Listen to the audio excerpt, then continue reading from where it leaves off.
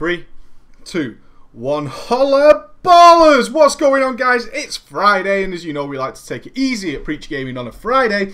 That's a lie. That is an out-and-out lie. I was travelling for 16 hours yesterday on the road, and we're straight back into the action today because tomorrow is the 10,000 subscriber super show. We're about 100 subscribers short, but I think we'll probably make it in time for the show, or it'll be very, very close. We'll see what happens with that one. I don't mind. As we're a couple of people short, it's no big deal to the preacher. No big deal at all. A couple of updates on that one. The voting on Ghost versus Mrs. Preach in the classic game of columns is actually taking off massively. So many of you have voted on our forum for who is going to win that game that they're actually both pretty nervous. There's been some training, there's been some back and forth between the two. It's going to be a fantastic little event, and of course, whoever wins, the voters of that person will get a t-shirt. We'll randomise a winner, and they will get one of the rarest t-shirts on the planet that is in fact just a t-shirt we're producing for the show tomorrow. So you'll be one of the lucky winners of the 10 t-shirts that are being made for tomorrow. So voting will close on that tomorrow morning, so we can get the stuff put together for it. Also, the story that Mrs. Preach has been running in her forum that she will be reading out. You are free to make Mrs. Preach say whatever the hell you want. That will also close tomorrow morning, so we can get that thing set up. We're looking for 2 more players for the StarCraft 2 8-man free-for-all, the winner of which will take home one of the rare t-shirts. We're looking for a couple more players just to join us. It's an EU tournament. It's just an 8-player free-for-all. It's all for fun. It doesn't matter if you've just bought the game or whatsoever. We've got a couple of guys who've bought the game specifically to join in the tournament. That's cool, man. It doesn't matter what your skill level is. Come and join us. Just register up, and it will be a nice little free-for-all game, and you have a chance of winning a t-shirt. Woo! All good stuff. And on the other side, your unique Brofists, your interesting Brofists, send them to me at preachgaming@gmail.com. Try and send them early, guys. I know you guys like to send them at the very, very last minute. Please don't do that. And remember, it does not matter if you have already sent me a Brofist. Send me something interesting, and we will vote on it here. The most interesting one will, of course, win a t-shirt as well. Yay! Happy days. We're going to go on to today's mail. This was a question I was sort of umming and ahhing about answering a little bit, but and then I thought, yeah, what the hell? Because it actually talked me onto a couple of other subjects that I thought were quite interesting. I really did. It's about Elder Scrolls Online. This question came in from Bosley. Bosley was the big man announcing this one. He was rocking and rolling, and just thought he put together the most well-constructed question, I thought, and I actually thought this is pretty cool. So I'm going to go ahead and answer that. Bosley said, "Preacher, did you hear about the Elder Scrolls Online game? How do you feel about it? When it comes out, will you be introducing it to your channel? In my opinion, I think it can go one of 2 ways. 1, World of Warcraft is going to have a huge scale competitor, and we may eventually see a transfer. Honestly, I think WoW can only be killed by Blizzard. Or is it going to become the new Star Wars The Old Republic? Everyone will love it for a few months, then something will go wrong, and everyone will go back to WoW. What do you think on this? I think it would be awesome to hear a reply and keep on balling." And you know we will, Bosley. We will be rocking it a long time. So, Elder Scrolls Online has just been announced. I've read the articles, I've read the announcement, I've seen a large amount of elaborate reviews on this subject. Personally, the first thing I want to bring up is I think we need to let go. I think we're over the WoW killer thing. I think we're over it. I think Blizzard is over it as well. I think it's like, if you think about like a Bruce Lee fight, where eventually somebody will get that last punch because he's just beaten the crap out of the hardest people in the world.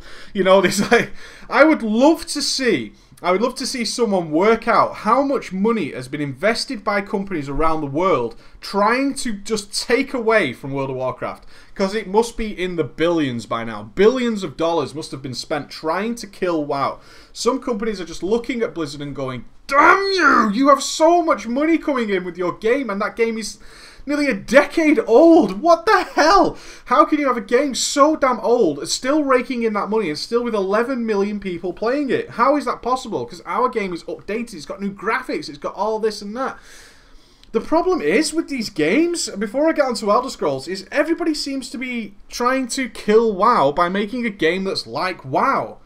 Why? Why are you doing that? Why? The common sense approach is, we have all these people who are willing to subscribe to a game and pay monthly out of their pocket towards a game that they can play whenever the hell they feel like. Why should we try and make a game just like that? The only way we're going to successfully get that player base is by giving them something totally new.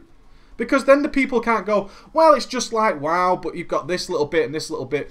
The problem is with all these games that have come out recently is that they just seem to be like WoW with some additional information or some slightly different twist on the approach. Be it more action-orientated instead of being key-binded. Or being more, oh, we've got this, like, it's big world events that occur. Like Rift had these big situational Rift events will open and you get all this sort of change to the world. Or we've got this sort of instance, sort of you can use NPCs and all this kind of stuff. We've got everything's pretty similar to WoW. We've got all the basics are there. The classes combinations are still pretty similar, but we've got this little twist on it. That is not going to pull away people who have invested nearly 7 years of their lives into their World of Warcraft account. That is just not going to happen. Come on, common sense tells you it is not going to happen. When I looked at Star Wars The Old Republic, I instantly, and I stand by my words on that, that game was the best leveling experience I have ever seen in an MMO. Ever. And although I don't put a lot of content out on different MMOs, if any, I do play them. I do play them. I try them out. I give them a go. I form an opinion. But if honestly, it's so similar to WoW that there's a couple of differences, I am not going to drop my WoW account. Why the hell would I? What is the point? Just to re-achieve something in a game that's very, very similar? No. Absolutely not.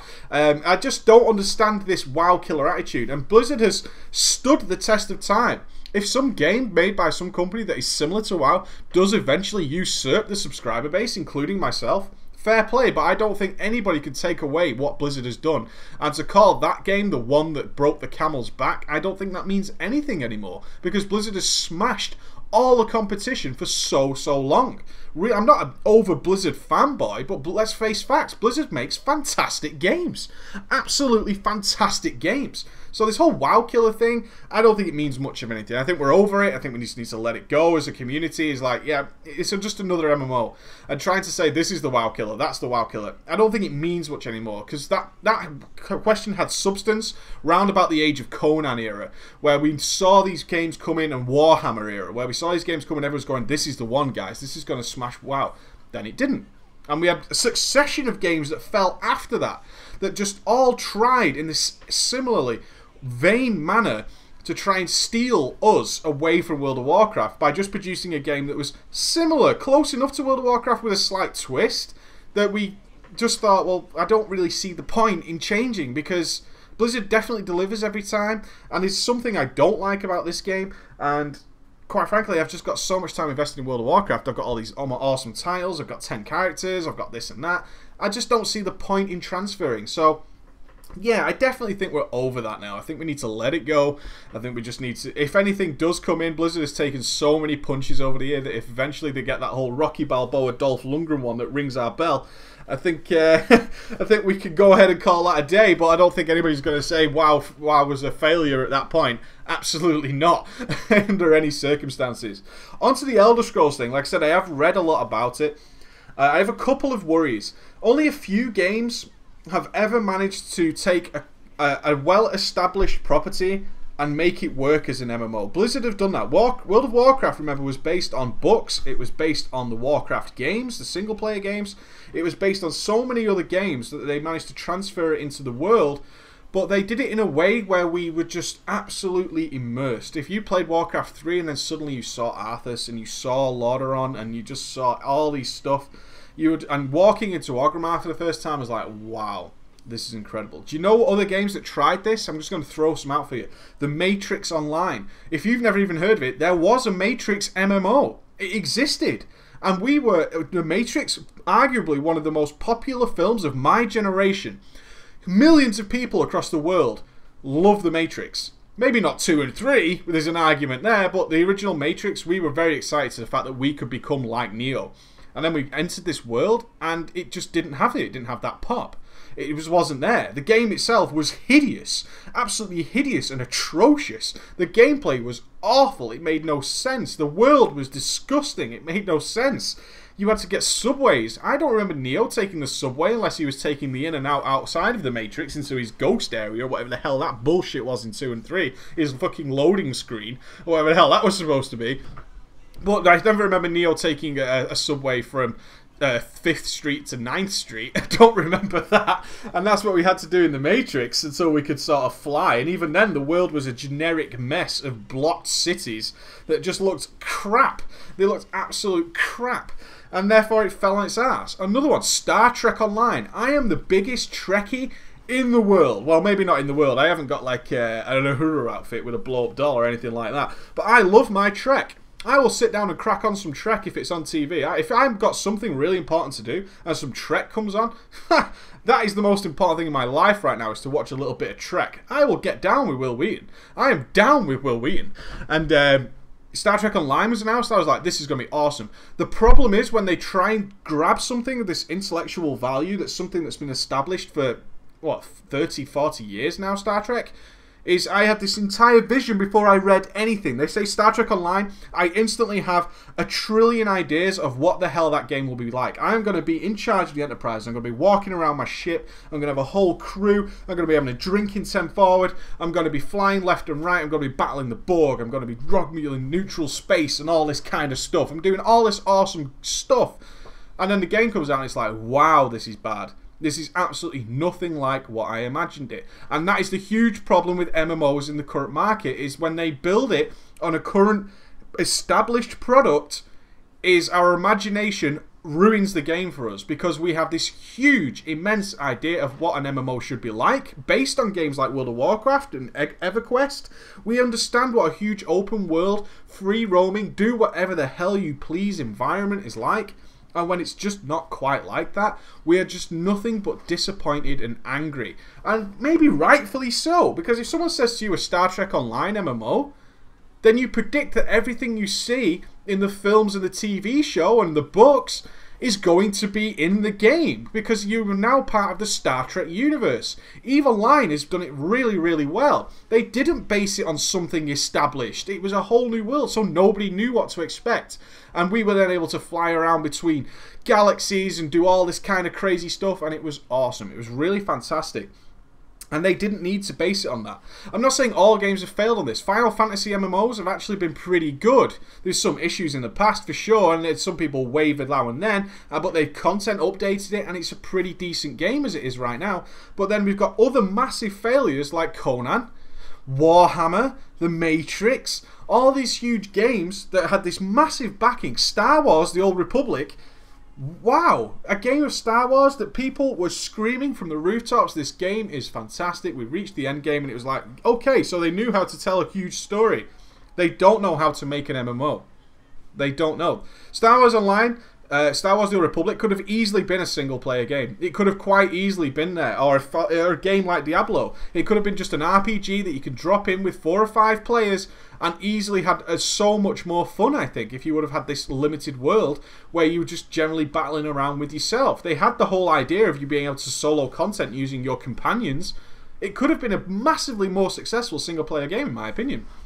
Or a drop-in RPG. I think that would have been a far better way of going about things. So when people say to me an Elder Scrolls Online game, my huge problem with it at the moment, I'm not trying to be a doomsayer. I actually hope there's a brilliant MMO coming out. I don't see it at the moment. I don't see it with Guild Wars 2. As much as Guild Wars 2 looks like it's going to have some game-changing elements to it, I just don't feel it yet from what I've seen. It looks a little bit too much like, yeah, it's great, it's good. Maybe it is even slightly better than World of Warcraft, but is it enough better to make me give up what I've already achieved in World of Warcraft? That's the big question. Is it better enough? Has it made that leap far enough to make me give up what I've already got? And that's what I'm waiting for. An MMO that says, this game is so much better that it's worth forgetting what you've already done in World of Warcraft. At the moment, I'm just not seeing it. I'm not seeing it with Terra Online. Sure, they've got a more action-paced orientated system. I personally don't have a problem with either system. I don't mind a hotkey-based MMO. I know if you watch something like Total Biscuits reviews, it's like, hotkey MMOs at the end of the universe. I don't agree with that. I really don't. I don't see why that's a huge problem. It's a nice little mechanic, and the mechanics of World of Warcraft are based around what the bosses and the levels produce towards you, and how you use your classes. Not the fact that you can stand in front of it and press fireball and aim a fireball. That's not about it. That's not what I see as the issue. So when it isn't different enough, I just don't feel like I should be making this huge contribution to this game. And I'm certainly not going to drop World of Warcraft to it. Your comment about how WoW can only be killed by Blizzard, I tend to sort of agree with until we see something really different coming out. I think WoW will probably die when Blizzard decides it's time to die. And when they make that decision, they will put WoW to bed with a really happy, smiley face sat on a bank of gold. Sat on an absolute bank of cash. And fair play to them. Blizzard has done a fantastic job. And this is why I'm so excited for Project Titan. Project Titan, as far as we know, and Blizzard has openly announced this, it will actually be able to completely run in synergy with World of Warcraft.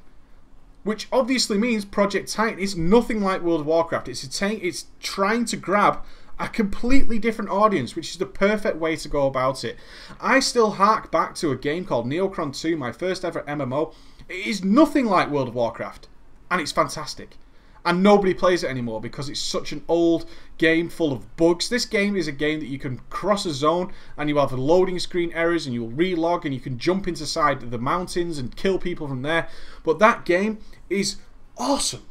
So good. And we put up for years. I'm talking hundreds of thousands of players put up for years on Neocron 2 with all these bugs because that game was so good. It was just so good and visceral and vicious.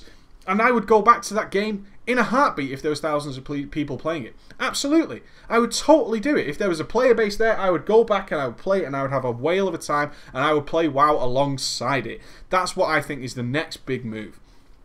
In terms of specifically Elder Scrolls, they're obviously aiming at the Elder Scrolls fanbase. Now, we already know it's not being made by the same company that made the Elder Scrolls games. It's made by an internal team at Bethesda that's been separated out to being an MMO team. And we already know it's not going to be first person, it's going to be third person. And generally, the people who are diehard Elder Scrolls fans have already got in their minds, the same as I did with Star Trek, of what this game will be like.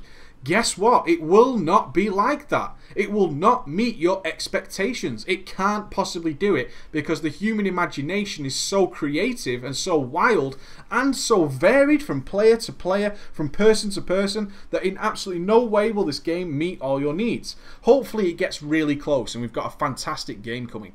For me, when we take something as established as Elder Scrolls that has people who... Let me give you an example. I have purchased Skyrim twice and I have never played it. I've never played it. I've purchased them for other people. I even purchased one for Mrs. Preach's father. He's a great explorer. He loves his RPGs. He loves exploring. And he openly said to me, his games like Skyrim, he's put something like 600 hours into Oblivion. And he couldn't afford to buy Skyrim for himself. So I went and bought it for him. I said, there you go, that's for you. And he said, oh, I'm sure it'll be okay. I know because his wife, my soon-to-be mother-in-law, has openly said, balls to you for buying him that game. He has never, ever come off it. He's a die-hard fan. And perhaps when he gets into the MMO world and it's just got that slightly different perspective on it from being first person to third person, something as stupid as that, some people hate third-person games. Some people love third-person games. Some people hate first-person. Some people love first-person. That simple transition could be like, ugh, this doesn't feel right. This doesn't feel right. Or I was hoping that I could do this and this, but there's people ganking me now. I actually just loved to explore in Elder Scrolls. I just love to walk my walk. And he does this sometimes. He goes walking for hours and just explores and looks for things. And he loves to do that. Will he be able to do that in an MMO with die-hard elitist fans? And also... the average gankers that we found in Stranglethorn Vale, constantly camping various spawn points, is he going to enjoy it as much? Probably not. Maybe some of us will get around it because we're used to that MMO style, but you've got to remember, a lot of the Elder Scrolls players maybe didn't play MMOs. Maybe they didn't. We don't know. So I'm very curious to see how it's going to play out. I think it could be like Star Wars in terms of all the Elder Scrolls fans and the people who are established Elder Scrolls players will pick it up straight away. Why would they not? But if it's not as they imagined, which it inevitably won't be, and it's not close enough to what they had imagined, it could just die off very, very quickly like Star Wars The Old Republic did. And I think that's a great worry. And I'm hoping we don't see it in a similar vein to World of Warcraft, because the World of Warcraft player base that they all seem to be grabbing at just won't transfer. Why would they? So that's my feelings on it, really. I won't be introducing it to a channel. Maybe we'll do a little overview of how we think about it. We'll talk about it closer to the time as more and more is announced on it. But we're looking to move into all sorts of other games where we can get a group involved. I think that's the next big goal for our channel. But overall, it could be good. There's no doubt about it. Will it be good enough? to give up what we've already got and to make us pay an extra subscription. Remember, a lot of the players in World of Warcraft can legitimately only own the one subscription. It's a kids game at the end of the day. This is age 12 plus. Those guys aren't bringing in the money to pay for multiple MMOs. We'll have to wait and see. So on that one, that's my opinion on it, guys. I'm looking forward to seeing you tomorrow for damn sure. I hope you're there with us, and hopefully you can, if you're old enough and it's a route time in the world for you, we can share a beer with us as well. I'll see you tomorrow.